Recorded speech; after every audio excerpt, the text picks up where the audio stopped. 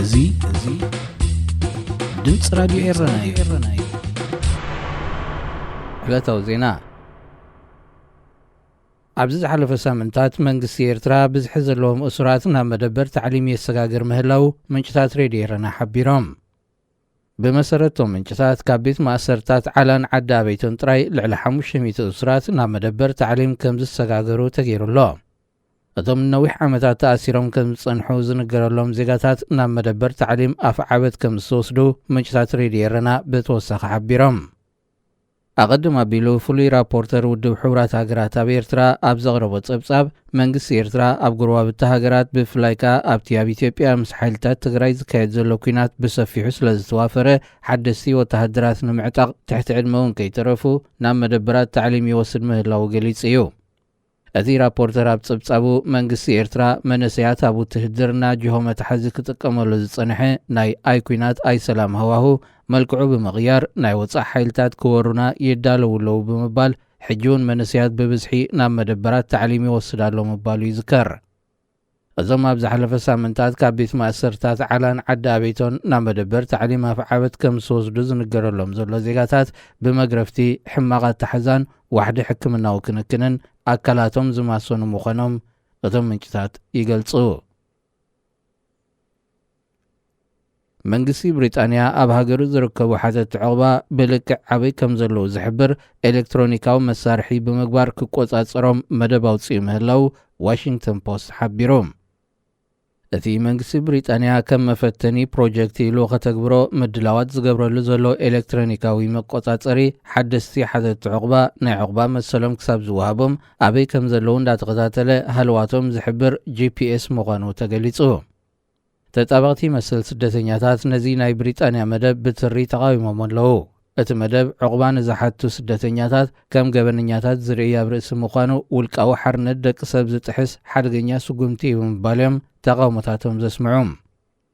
እዚ ነፍሲ ወከፍ ሰብ ኣበይ ኣትዩ ኣበይ ወፂኡ ነፍሲ ወከፍ ስጉምቱ ተኸታቲሉ ጸብጻቡ ዘመሓላልፍ መቆጻጸሪ መሳርሒ ኣብ ልዕሊ ጥዕናቶም ስደተኛታት ኣሉታዊ ጽልዋ ከም ዝህልዎ ክኢላታት ተዓውዲ ብኣጉየ የጠንቅቑ ኣለዉ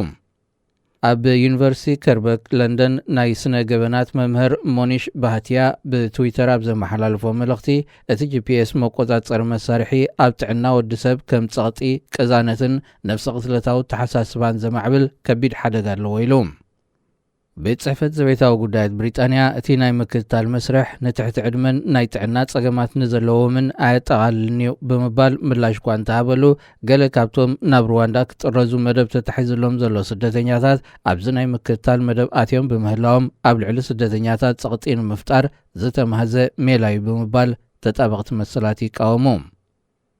እቲ ስደተኛታት ዘለዎ ቦታ እንዳተኸታተለ ጸብጻብ ዝሕልፍ መሳርሒ ወይ GPS ንኽንደይ እዋንዩ ኣብቶም ውልቀ ሰባት ክጸንሕ ዝተኣከበ ሓበሬታ ኸኣ ናብ ካልእ መዓላ ንኸይውዕል ዝከታተል መስርሕ ንምህላው መንግስቲ ብሪጣንያ ንጹር መልሲ ይሃበሉን